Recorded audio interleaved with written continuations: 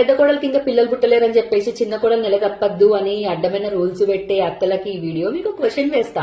పెద్ద కోడలకి ఆకలి తెలియదు కదా అని చెప్పేసి చిన్న కోడలు అన్నం తినడం మానేస్తుందా? మానేది కదా. ఇది కూడా అంతే.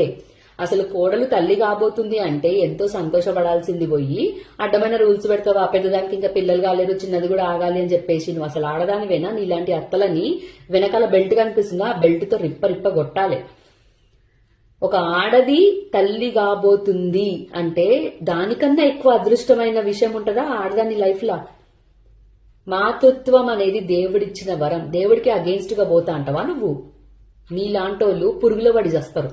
ఇట్లాంటి దిక్కుమాలిన అత్తలున్న కోడళ్ళందరికీ చెప్తున్నా, in fact every women in the సొసైటీకి చెప్తున్నా, మాతృత్వం అనేది దేవుడిచ్చిన వరం. వాళ్ళు ఒప్పుకోట్లేరని వీళ్ళు ఒప్పుకోట్లేరని అడ్డమైన రీజన్స్ తోటి అబార్షన్లు లాంటి చిల్లర పనులు చేయించుకోవద్దు. బయట చూసలేరా, ఒక అమ్మాయి ప్రెగ్నెంట్ అవ్వడం అనేది అది పెద్ద ఛాలెంజింగ్ అయిపోయింది. ఒకవేళ ప్రెగ్నెంట్ అయినా సరే ఆ ప్రెగ్నెన్సీ నిలవడం అనేది అది ఒక బ్లెస్సింగ్ అయిపోయింది. ఎందుకంటే డిఫరెన్సెస్ ఇన్ లైఫ్ స్టైల్ మారడం వల్ల, హెల్దీ హ్యాబిట్స్ అనేటివి మారడం వల్ల ప్రెగ్నెన్సీలు ఎంత ఈజీగా వస్తలేవు జనాలకి. ప్రెగ్నెంట్ అయినవు నువ్వు, ఆ ప్రెగ్నెన్సీ హెల్దీగా ఉంది, నిలబడింది అంటే నీ అంత అదృష్టవంతరాలు ఇంకొకరు ఉండరు అనుకోవాలి.